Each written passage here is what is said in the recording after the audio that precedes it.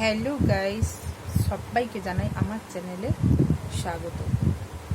তো অনেক দিন আমার বন্ধুদের সঙ্গে কথা বলা হয়নি, আজকে চলে এসেছি কথা বলতে। যে ভাবলাম একটু বন্ধুদের সঙ্গে কথা বলে আসি।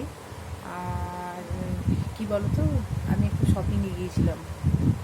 আমার দুটো বিয়ে বাড়ি পড়েছে, যে একটা বিয়ে বাড়িতে শাড়ি আর মেকআপ বক্স দুটো কিনতে গিয়েছিলাম।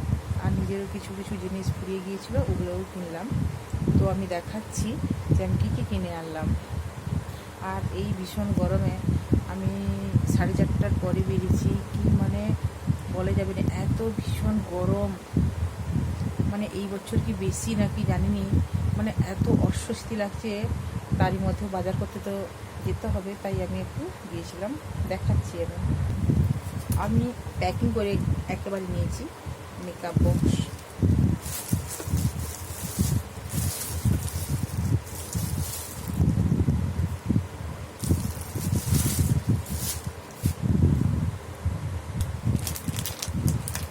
আমি শাড়িটাও দেখাচ্ছি, ওটাও গিফটের জন্য।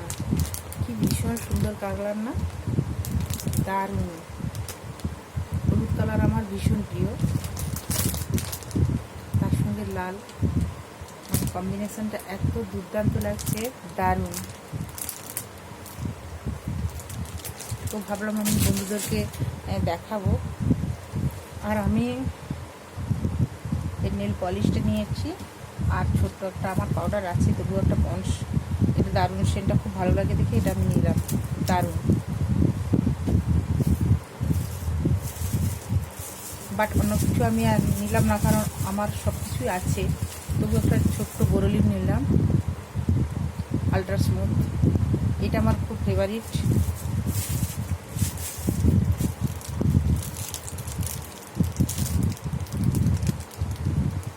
সাদা চুড়ি দুটো নিয়েছি, টিপ পাতা নিয়েছি,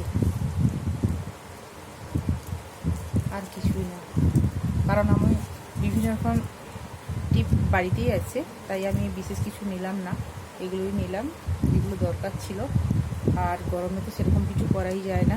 আর দেখছেন আমি গলাটা একেবারে কোনো কিছু মানে হার বা ইমিটেশন বা সোনা যাই হোক, আমি একেবারে গরম এলে করতে পারি না সেরকম, তাই আমি করলাম না। এমনি গিয়েছিলাম, সাধারণভাবে চলে এসেছি।